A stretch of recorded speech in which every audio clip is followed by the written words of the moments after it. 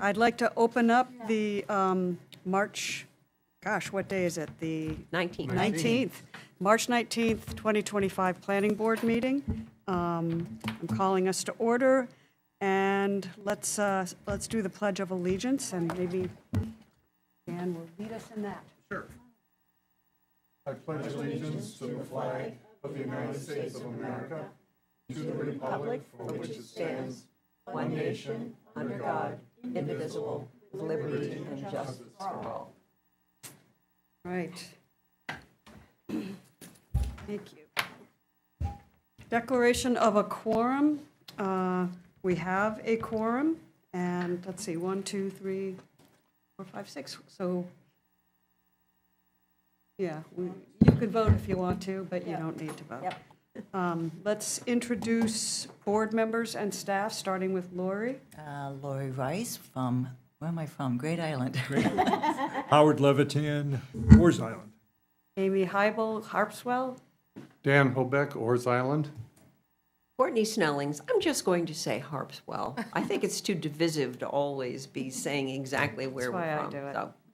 All right, well, I'm not going to do that, Courtney. Christine Donovan Hall, Oars Island. And I'm Margaret McIntyre, the interim town planner. Okay, thank you. All right, we have one, do we have any old business? I don't think- old business. Okay, no old business. Our new business is Cribstone Holdings LLC, CEO Ethan Morgan, who's the owner, and the town of Harpswell, harbor master, Paul Plummer. And what we are here today to do is take a look at the possible use of the harbor master's office at the Cook's lobster property, and I'd like to ask Margaret if she would just sort of introduce this project to us and summarize what it's all about. Yeah, I can do it to a certain extent. Paul might have something to add, but the goal of this is to, I think the harbor master's goal is to get an office closer to his boat and on the water, to improve call times, improve efficiency. One of the big, in public safety, obviously, but one of the big problems that he was running into is that to have a centrally located spot, Mitchell Field is obviously available, but it's not centrally located.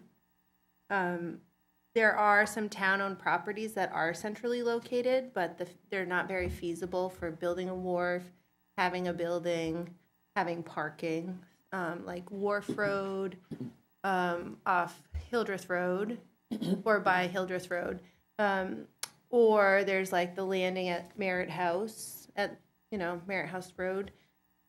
That's also no parking. It's not really feasible. Plus, there'd be a big expense. So then he started looking at a location that's existing, and what he ran into is a lot of the locations that were available are in the commercial fishing zone, and the harbor master, which is municipal, is an institutional use, and that is non-conforming in the commercial fishing zone. So a kind of creative solution that we came up with is to have him use an area that's already non-conforming in regards to use and just change that to an institutional use. And so that's the project that's being presented to you tonight. Thank you, that's a great summary. So, Paul, would you like to just describe your project for us and answer any questions that the board might have? Sure. So good evening, Paul Plummer, the town's harbor master. The planner described it perfectly. So it's to become more efficient in our daily operations as well as our emergency call-outs. Currently, the office is here at the town office, and we keep the boat down in Gunpoint at the deputy harbor master's house. When he's home and available, it's great. But when he leaves town on his days off, and for us or the deputies that are authorized to use the boat, for us to go down all the way to Gunpoint to get on the boat, unload it, or unpack it, I should say, put the canvas up, it takes us about 15, 20 minutes, and that's from right here. So this would just provide us to be right next to the boat, we could jump on, we could go. Something as simple as going to check an aquaculture proposal or a mooring proposal, something that would take half a day to leave the office and go do all that and come right back will take us half hour to get back to the office and do what we need to do. But yeah, no, the planner described it perfectly, and I think this is just going to increase our efficiency in the duties that we do. Thank you. Thank you. And most of us were on the site walk, so we've been to the property and seen it. And yeah, it looks like a great find. We're happy that we seem to have worked out a solution. So thank you very much. Yes, thank you. All right. Yeah. Oh, you have a question? Yeah, Okay. I just have, it's something that we observe, but I think it's important that people understand this as well. So this location is just for your office. It isn't a place where people would come in and get mooring permits or anything. Is that right? Correct. So we're going to have signage as you kind of approach onto the wharf, but to keep out of the way of the commercial operation that's happening, that explains how to get a hold of the harbor master. So whether that's email, whether that's a phone call, but they are not going to be authorized to come up to the building and go upstairs to the office space. The administration did check with the town's insurance, and they said as long as we keep all of the public out, there'll be no consideration of discrimination against anybody. Okay. So it'll be for staff use only. And you checked with MMA as well, also? Yes, Yep. yes. Okay. All right. Thank you for that. Anybody else? And I just had a couple of questions. The first one was, there already was an office use within that space, correct? There was an Yes. auditor or an accountant that was there or is there now? Yep, yes. Why did you think, Margaret, that it was a change of use under the definitions? Because it's going just from commercial to institutional. Because Paul is considered an institutional use, or the harbor master. But the use is Come on in. office you're use, correct? Yes. That doesn't change. No. I think you could legitimately, using the definition in the definitions, Yeah. then You know, we talked talks about about that. change of use, We Yeah. that you don't even need to get this. we did Perfectly talk willing about to that. Deal with it on that way.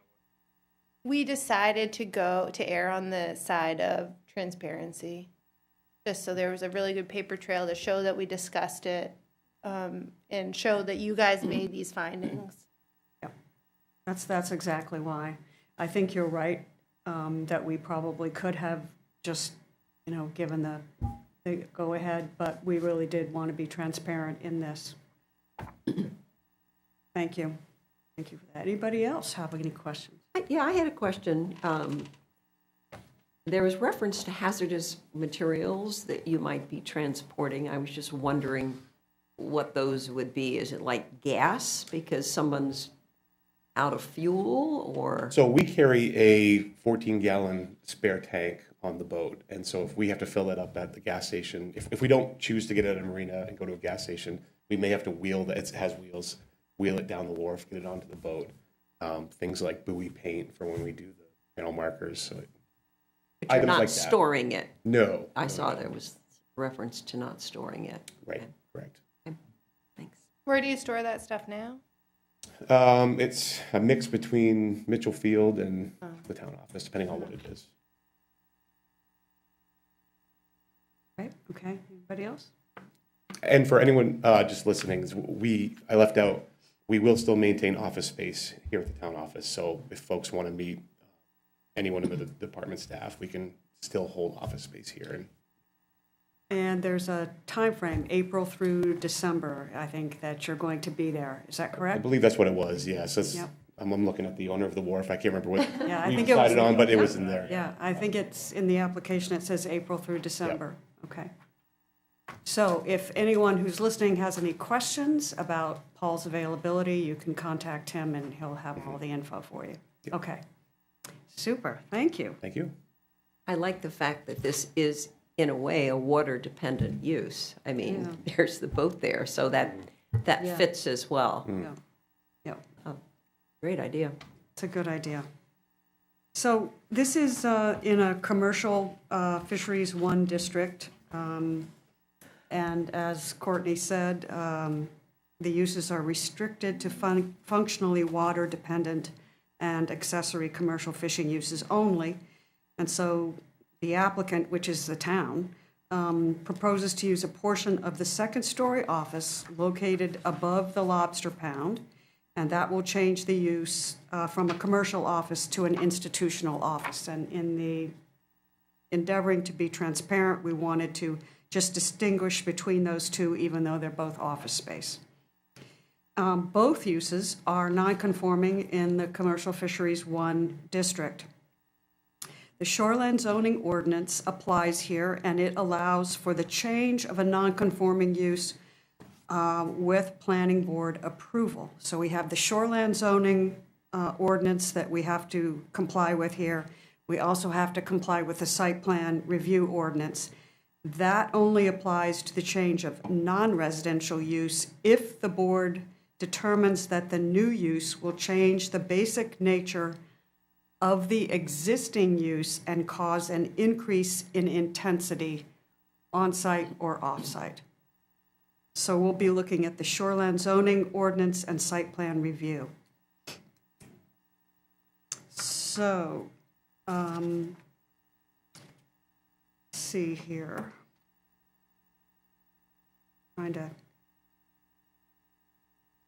So I'm just going to summarize really quickly. We're looking at section 10.33 of the shoreland zoning ordinance, which deals with the change of use of a non-conforming structure.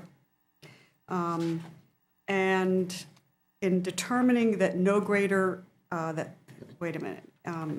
the applicant has provided written documentation that the use of the office it's not really changing and it will have no impact on environmental factors. So. You read the rest of it? Yeah, I'm just trying to figure whether I should read the whole thing. I'll start from 10.33. So the use of a non-conforming structure may not be changed to another use unless the planning board, after receiving a written application, determines that the new use will have no greater impact on a stream, tributary stream, coastal wetland, or freshwater wetland described in section 3 of the ordinance, or on the subject or adjacent properties and resources than the existing use. Some of this language is a little wordy. I'm always trying to figure out how to streamline things. So in determining that no greater adverse impact will occur, the planning board shall require written documentation from the applicant regarding the probable effects on public health and safety, erosion and sedimentation, water quality, fish and wildlife habitat, vegetative cover, visual and actual points of public access, and several other factors, including natural beauty, floodplain management, archaeological and historic resources, and then, of course, commercial fishing and maritime activities and other functionally water-dependent uses. So the applicant has provided written documentation in an application dated February 28th, 2025, which I think we've all read. And the use of the office will have no impact on environmental factors. The project has the benefit of increasing public health and safety by providing quicker and more reliable access for the harbor master to respond to ocean-based emergencies by having harbor master's auxiliary office and the boat in the same location. He will be able to spend more time on the water supporting commercial fishing and maritime activities. So based on the findings of, on the planner's findings of fact in the record for dated 3/14/2025, I will accept a motion regarding the shoreland zoning ordinance conformance. Anybody want to make a motion? Okay, I move that the planning board finds that the applicant, Harpswell Harbor Master, has demonstrated that the change of use from a commercial office to an institutional office will have no greater impact on subject and adjacent properties and resources, including water-dependent uses existing. Anyone want to second that? I'll second. All right, Courtney seconds. Any discussion? All right, all in favor? All right, so we finished the shoreland zoning ordinance aspect of this review. And now we move on to its applicability with site plan review ordinance. So Section 3 of the site plan review ordinance addresses the applicability of this application, and it states that site plan review only applies if the conversion, this is very wordy, I'm going to read exactly what it says, but it's very wordy.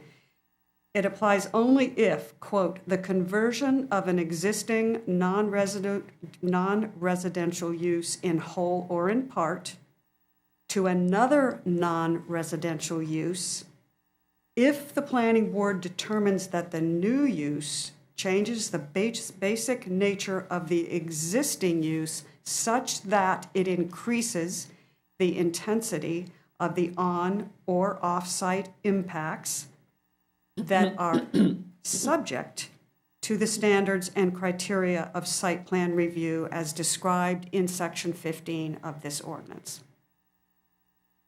Wow. Okay, so what we have here is a 10-page review, which are in the findings of fact that are referenced here, 15.1 through 15.22.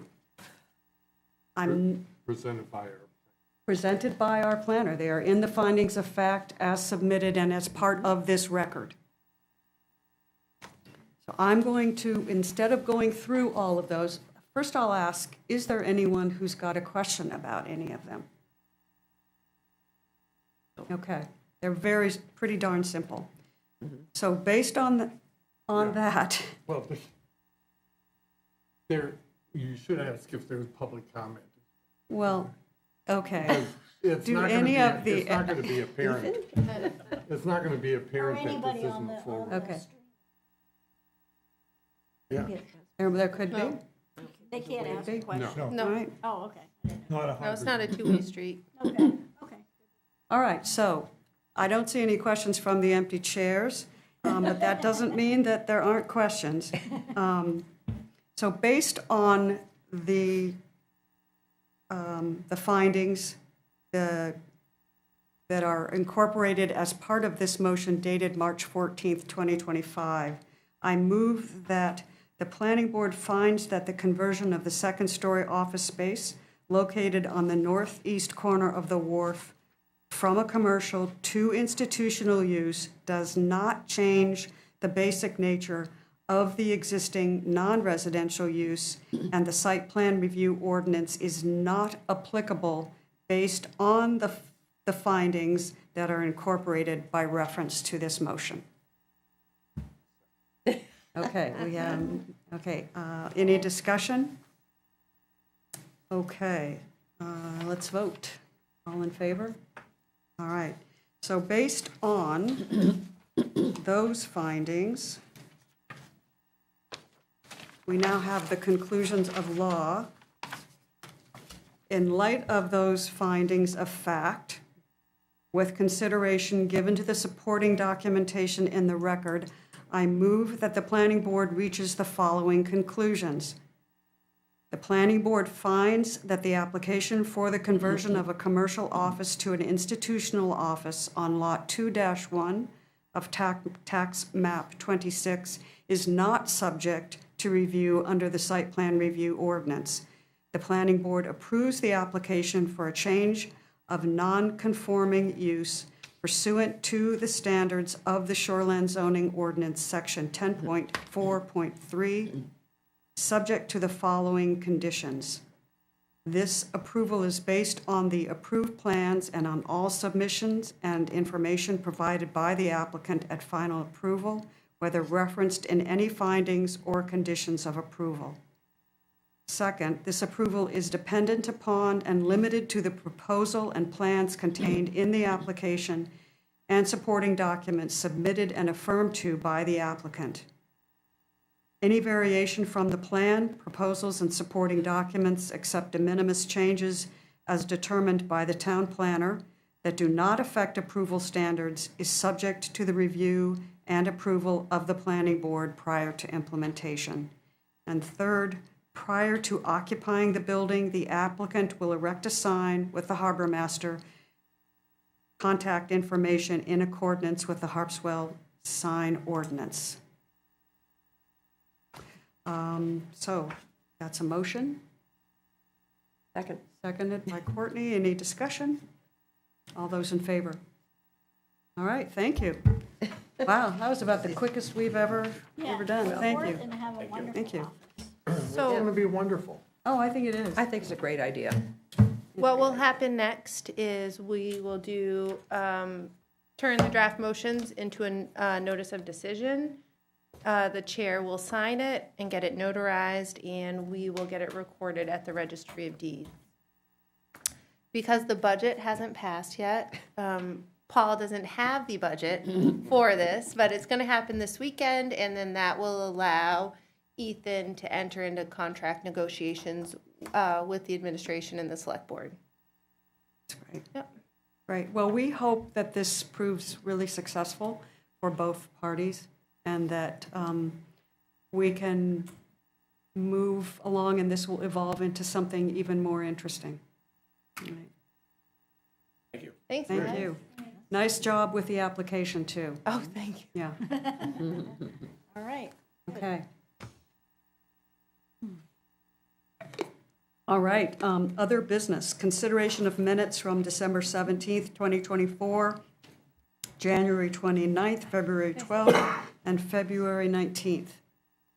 We only got the first one. Yeah. December 17th. I found out today, Jim's not going to do the other three before he leaves. Oh. So we'll get them done, but they're just not done yet. What's happening? Jim Jim's Babarski, our communications expert, is taking a different job. But he was gone on vacation, and then now he's back. But he got the job offer while he was away on vacation, and so now it's kind of a scramble to get all of his work done before he's done on Friday. Yeah. Friday. Yep. Like Wow. 2 days Friday, right? Yeah. Yeah. You're getting lean over there, Margaret. Really? Uh huh. Uh-huh. So maybe we need to hire a planning assistant soon. Start with a code officer. We'll go Yeah, from code there. off. Yeah. Yeah. Codes. Yeah, jeez. Okay, so I will move that we approve the December 17th, 2024 minutes. I didn't see any errors. Second, any discussion? Okay, all in favor? Thank you. Was that Howard that seconded it? Okay, planners update. I understand we have 4 things. I have a couple things.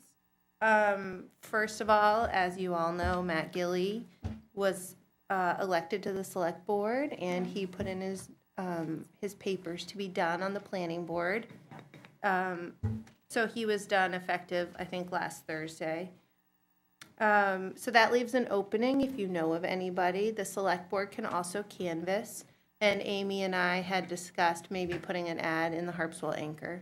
So I will reach out to the administration and see if that is something that we can do. But there is an opening. Next, we had talked at the last meeting about an opening on resiliency and sustainability. Somebody wanted. Yeah, from the planning board. Lori has turned down this opportunity. We got a little too much going on right Yeah. Okay. So Amy, you had. I'm happy to do it. You want to do it? Okay. I will pass that along. And as everybody knows, there's town meeting this weekend. They've taken off the 3 big more controversial items, so it's mostly budget. But Has there there's still been be a, discussion? Oh, has- sorry. I think you're going to ask the same Yeah. question I did, Oh. which is, has there been a date for a public hearing on those or open forum on those more controversial items? Yeah.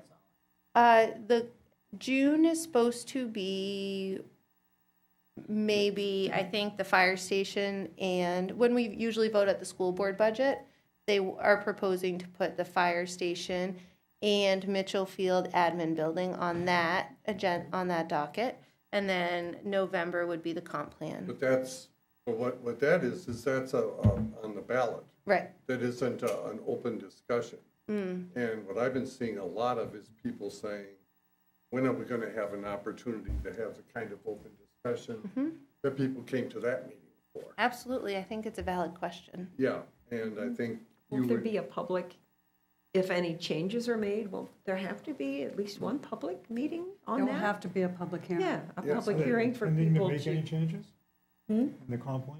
Pardon me? Do they intend to make changes, further changes? This is a great entree into something that I wanted to bring up. We are going to meet on the 26th, so next week we're going to meet, and I think it's at 6 o'clock here, and we will be sort of doing an autopsy on the plan, because Kevin Johnson said at the select board meeting that his feeling was that if the vote had been taken, it would not have passed. I think we'll be really looking at why it didn't pass. I know we will be, why it didn't pass, and looking at what changes we can make. I would really like to encourage the planning board to be involved in the comprehensive plan effort. And actually, I'm going to hold off on that until Margaret's finished, because, So, are you finished? yeah, the only other thing I wanted to touch on was the shoreline zoning workshop last week. I have not had a chance to watch it because I'm still waiting for it to be uploaded. But if anybody has any comments or follow-up questions or anything that I can help facilitate, obviously we're going to have to schedule some more workshops. But until I watch the meeting, I don't really know what the questions are. There was a lot When of you watch information. it, Yeah. I think our next step be a workshop with Judy Okay. present or by Zoom. Mm-hmm. You mean on the that maps? we can ask questions about what the capabilities of the GIS system are in mapping kinds of things that I believe Jeff wants. Mm-hmm. And maybe perhaps things that we want. Because if this is probably going to be the only opportunity in the next 10 years to tighten up the resource protection zone if we wanted to. If we don't, no. We got to fight the battle sometime. And the fact that it affects people is a concern, but doesn't the resource protection trump all that? From all of what? The individual property owners' concerns have to be balanced against the community, That's always the problem, isn't it? which is the problem. There's another factor that's going on. I mentioned it to you earlier. Obviously, I'm in the insurance industry. And coastal guidelines have been changing drastically and driven primarily by reinsurers. That's where insurance companies get their insurance money from. What protects us. So right now, what's happening is the borderline, it used to be like 1,000 feet, hard no. It's now coastal guidelines are going 10 miles into the interior because that's how far the wind does carry in. And I've been through some of those storms, so I can vouch for it. But I'm also noticing on like Zillow, you go to the very bottom of listings, they have a climate risk factor being played in, and it shows on wind, flood, all that's being factored in. Some of these properties are uninsurable. So even if they want to build, they'll have to do it out of pocket, fully exposed. So it's not just us, that's another factor that's coming into a very real play. That's really helpful information. I think to speak to what Howard said, I feel that private property owners need to be respected because they're private property owners. And I know you agree with me on that. So I forget who it was that mentioned it. Maybe it was our person behind the camera here. But I think a lot of this is education. And so what we want to do really is make sure that we work with the property owners so that they understand why and how the zoning changes or the setbacks or whatever it is are meaningful and how it protects everybody. So, yeah, definitely need to be transparent and invite the public in on this stuff. But I want to thank you for putting that together, Margaret. Yeah. And I really was chagrined that not chagrined, but I was disappointed that you weren't able to be there, because I know you would have really. Yeah, I would have gotten a lot out of it, but that's all right. I'll watch the Yeah. meeting. You can and- watch it. Okay. I think the biggest difficulty, the fact that the language that he wants us is not comprehensible. Yeah. You cannot understand or make any kind of a judgment or explain to someone who gets caught up in it what the difference between the 500 feet and the 1,000 feet. No. It doesn't make a whole lot of sense that one house, depending on where the lot lines are. Yeah, and Ann Card, who I think is with the Conservation Commission, really tried to explain that to the DEP guy, and he did not get it. He couldn't understand her point. Matt Gilley actually began the discussion, and he didn't understand Matt, and so Ann took up the cause, and it still wasn't really explained. So Howard's completely right. It's really, it needs work. Yes, Mary Ann. I know I'm not on the agenda. However, I'm Mary Ann Nave on the Conservation Commission. Just listening to your conversation, I thought it was a good opportunity because we were discussing in our meeting today. We are trying to work with property owners to understand why it's in their interest to move property back, to revegetate. So we are having a plants, the importance of plants. Our next, it's not a workshop, basically. It's going to be kind of like a little display and some talks in the middle of May, at which we're going to start addressing, how to treat the shoreline to your interest, how to think about it when you're planning your development, not later. I just thought I'd mention it because we're going to try to get the word out on this. I'm going to be at the school. We're going to have some displays of the types of plants that are best to work on various soils. Talk about holding as much water on the soil to help regenerate your aquifer. It'll help your drinking water. So anyhow, we're just in the planning stage. We just changed the date. It's going to be like the third Saturday in May. And hope it can work into what you're trying to do, basically, because I think it goes a lot to trying to understand the ordinances, which are very hard to understand. Yes, they are. But unless you can relate them to what people are trying to do, I think that's a help. So I just figured I'd take this time to mention it. Yeah. And when you come up with that display, I can speak for the library, the Orange Island Library, is that we'd love to have that display up so that when people are at the library, they can learn more about that too. Yeah, well, right now, but yes, that would be nice to have it there at the library afterwards. Right now, we're thinking of getting some live displays outside the school ahead of time so that people can look at different plants and see what's invasive. But anyhow, we're still planning.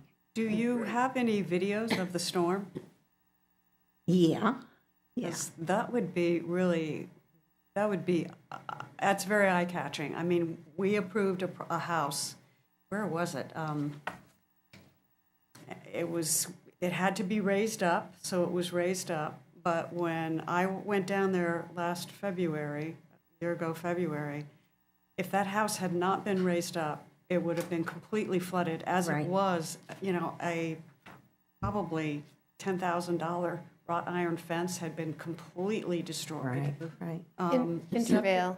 Intervale, thank you. Right. Septic system underwater. Lori's absolutely right. It's And something, it's, personally, it's happened to me where The Mitchell they wouldn't insure me 4 years ago. And I'm 80 feet up over the water, but they're looking at a map and they're saying you're too close to the water.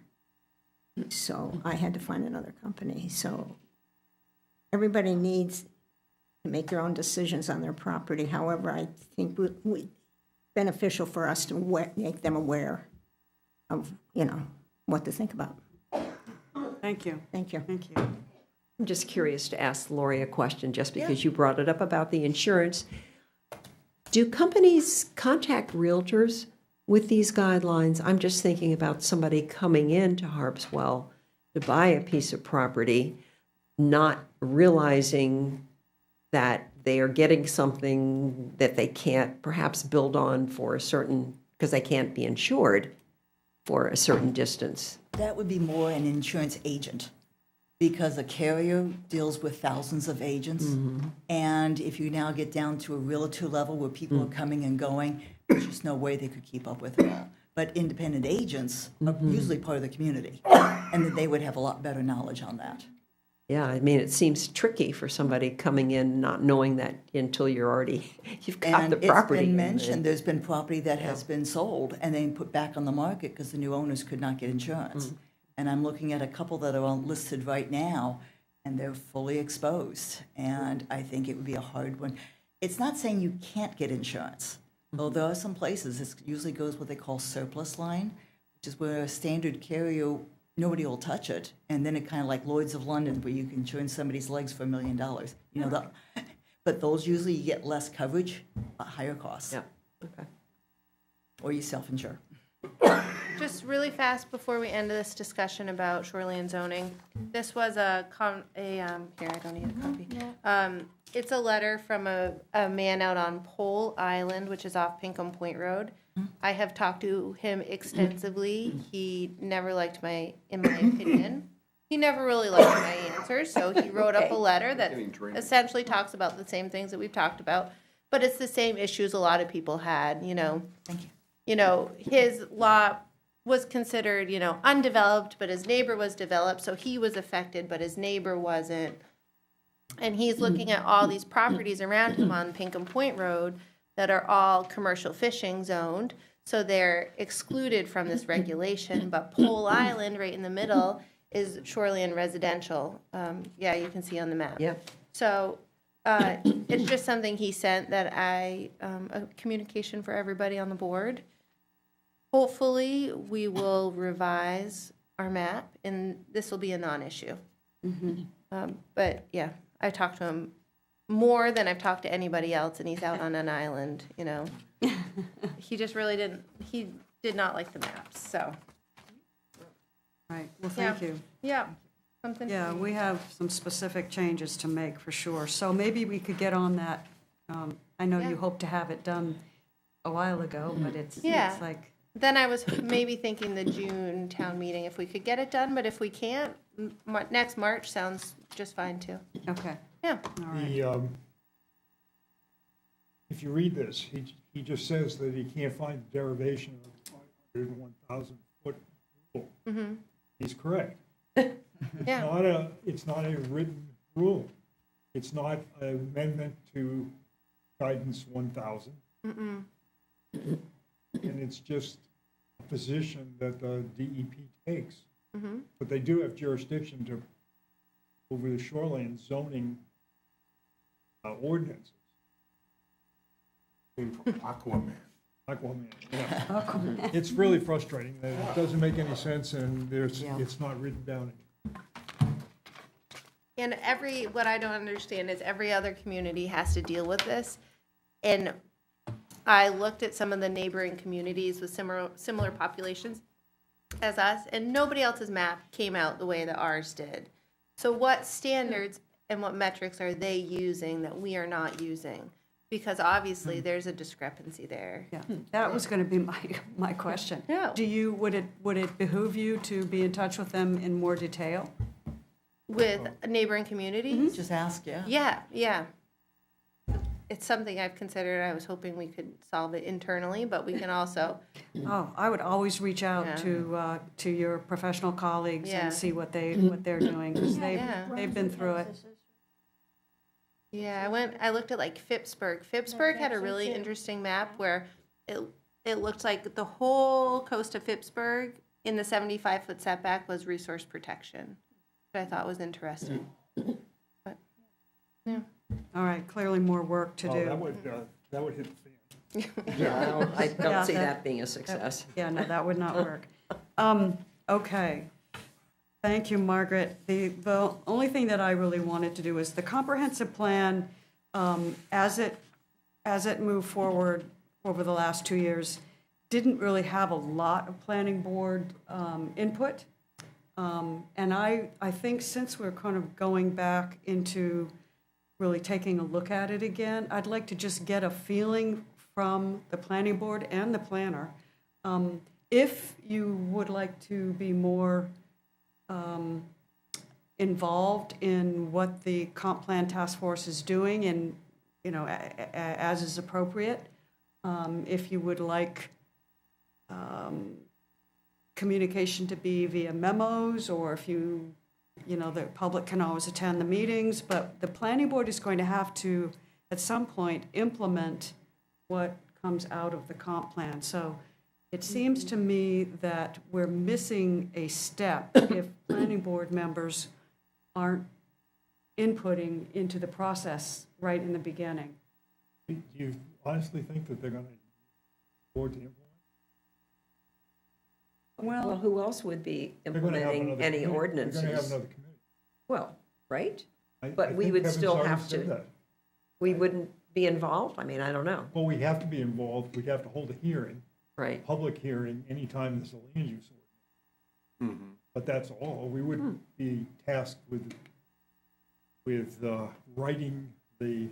oh, documents no. Or, you know, developing which ones get changed and what, And these are not land use ordinance changes, well, right? This no, is- if you have a design, sure they are. There's zoning changes, the interior zone. If you're gonna drop the minimum lot size down to some function of bedrooms, that's a zoning change. That's, at this point, that's just part of the plan. There is no change if we adopt the comprehensive plan. That doesn't that's automatically change the interior. That's correct. Stuff, But right? normally, the process then is that some committee, usually a plan, but it could be another committee, like the comprehensive plan was a separate committee. They could have asked the planning board to develop it, but they didn't.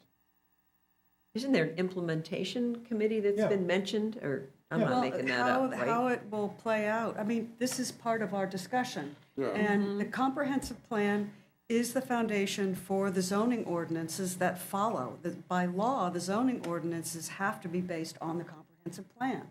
So it does make a difference what the plan says, because if they are not consistent, then we are legally responsible for that, and we could be in trouble, in legal hot water for Well, you that. couldn't develop a plan, you couldn't develop the ordinance. You're not required to implement. You can't have inconsistencies between the ordinances and the comp. Because that opens up a legal. That opens Yeah. up a legal challenge. It happened, yeah, you can't. So it does behoove us to look at the foundational, the bedrock upon which the implementation will be based, and then to have some, what's the word I'm looking for the board to have some understanding among board members about what is moving forward with implementation, if we're all still on the board, because we're the ones that enforce the ordinances, and we have on-the-ground, in the trenches experience with implementing the ordinances. So I just think we have expertise and experience that even if we're not on the implementation committee, my question to you is, are you interested in, you know, when the time comes, in being kept apprised? If so, how would you like that to happen? We don't have to answer that tonight, but just think about it. No, absolutely. We need to be in the loop. Well, I agree. completely. But some of the criticism of the comp plan can't be undone. Because if you make the argument that the comp plan was developed without a whole lot of public participation, a lot of that is because the public wasn't allowed to see the drafts as they through the process. That's a past problem that can't be resolved. It is what it is. And the fact that there were public hearings or attempts to get public participation at the end, when nobody had the documents, see the words, even those of us who went to a lot of the meetings couldn't see the words. They weren't allowed to come out. So I don't know if you can resolve the problem. Well, I think that's one good thing about not having a vote come up until November, because I think there should be opportunity to make changes or to suggest changes and then have public hearings and have people come and speak about it. So I think the fact, I feel bad for Al and the rest of you guys who've been on this thing since the dawn of time, but that at least gives the time to make possible changes and have people come out and talk about it. Because November is November. It's not like June, it's not next week. It will So- only feel, but it'll feel like I'm it. sure, That's gonna I'm sure come it fast. will, but Yeah. I think, well, people are gonna have to Well, I be think you willing could to look at changes if there are any and see what they think. I think you can solve the problem of the housing report. The housing report's the housing report. Okay, it's, you guys wrote it, the committee wrote it, they're happy with it. The selectmen are happy with it because they approved it. That doesn't mean that it has to just be incorporated willy-nilly into the comp plan as a whole. Because there are sections of that are controversial. So you could change the language in the comp plan that doesn't incorporate all of the report, or incorporate some of it. Or you could, there are several options, that kind of a vein. Or you could take the sections that are applicable in the housing that everybody would agree to and write specific goals and objectives into the comp plan. Specifically, without incorporating anything, you would actually put it into the comp plan. It would take the time to do that. And then the issues that were objected to at the prior town meeting, Mitchell Field and Dowdy Point, would be removed, which is an easy thing to do. No, they're not in the comp plan. No, but No. they sure are by incorporating the Yeah. housing report, Yes, which they you are. kept them in there. Yes, they It are. says, at the behest of future select board, something may be done. But And that's, see, this is the This whole, is the disagreement. this is the disagreement and the whole issue around transparency. And the other thing with transparency, I think, when you have two separate committees, and is the housing, this is going to be one of the questions I'm going to ask next week, like, because what I understood was that a member of the select board basically said the housing report will be in the comp plan. And that is, that's not transparent, and it's not part of the public process. The other thing, and I don't fault anybody for this, but the consultant, even though almost $100,000 of public money was spent, not all Harpswell taxpayer money, but public money, as the task force went about its work, and as the public was asked for input, the only way you could get a copy of the report was on the computer. You had to go into the town website and then go through several layers of information before you found the draft comp plan. And for many people, that just wasn't accessible enough. It wasn't transparent enough, and it wasn't accessible enough, and it was also a moving target. people from the task force couldn't tell whether the changes that they had proposed had actually been made or hadn't been made. It was very frustrating. And yours truly suggested that we print the whole thing out and that we sit down together as a group and go through chapter by chapter. I made that suggestion 4 times and we never did it. And I think the part of the reason that we are where we are is that never happened. And so, as Howard says, you can't undo that. But you guys went almost 2 years on inventory chapters without ever talking about land use. That's true. And it's the land use that is critical to the future planning for the town. So tell me why that happened. Well, it happened because The consultant asked to set the agenda. the Yeah. consultant set the agenda. Well, and I think Howard makes an excellent point. The comp plan doesn't have to be extraordinarily granular. Because if this is a plan that's going to be. Granular? Granular. I heard that, but I don't get it. It doesn't have to be It extremely. doesn't have to be down to the specific Thank you. Yeah. regulations that you would, and it's not supposed to be regulatory. And there are several sections of the comp plan Yeah. that says we won't do this. Yeah. And, you know, we'll change the zoning to be, you know, 20,000 feet or 15,000 feet, depending on the number of bedrooms. I think the worst, well, I mean, there's just so many things. But to say that and this is from, I don't know where this one came, say that there would be design standards based on neighborhoods, based on some feeling of what the design of a New England town should look like, Yeah. makes absolutely no sense. Gives There- no guidance to anyone. And for someone that's written a comp plan and land use regulations with design standards, it's the most difficult thing in the world to, number one, do, and do it legally. Yeah. Because you can't have, design is subjective, not an objective thing. You can't say we're gonna be a New England village, Yeah.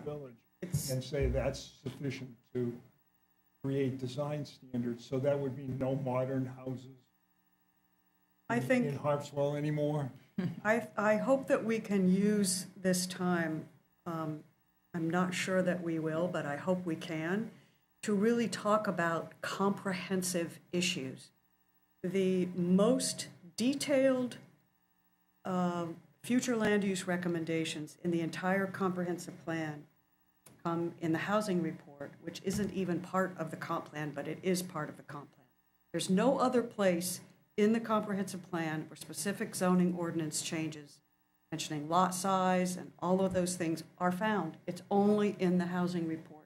And that's why I was concerned about, that's why I remain concerned about implementation, because that's very specific implementation policy. And so the other thing is we don't, as Howard said, we didn't talk about traffic. We didn't talk about how do you keep rural character. We talk, we address those because you have to address them, but we never really sat down as a committee and said, what is the rural, like I had to drive the committee kicking and screaming to stand up there with a flip chart and say, what do you think rural character is in Harpswell? I've still got the flip chart pages. It was. The funny thing is, they spent more time in the comp plan on farming than they did on the shoreline zone, where everybody lives. Yeah. A lot of people live. Anyway, The overall, value in terms of tax is in the shoreline zone, not in the interior zone. well, I think It will be. I think we can fix it. I think we can move the comp plan forward. My question for the planning board is, we have a lot of experience and it's a public meeting, so I would encourage you to get involved and come to the meetings if you can. I know it's another meeting, but let me know, think about how, or Margaret know, think about how you want to receive information, if you want to receive it as a board, and how we want as a board to structure any input that we might want to have, because I'm sure our input would be welcome. So do that. Think about it. Well, keep us updated on what the status is of meetings and stuff like that. Yep. And we'll get involved to the extent we can. If there are going to Next Tuesday night at 6 p.m. here in this room. Yep. Is what? The next Is it- comp plan meeting. Comp plan meeting. Oh, Yeah. Now you know. very good. The more you know. All right, thank you for that great discussion, really appreciate it. That's all I've got. Does anybody have anything? Okay, declare the meeting adjourned. Thank you. Thank you. Thank you.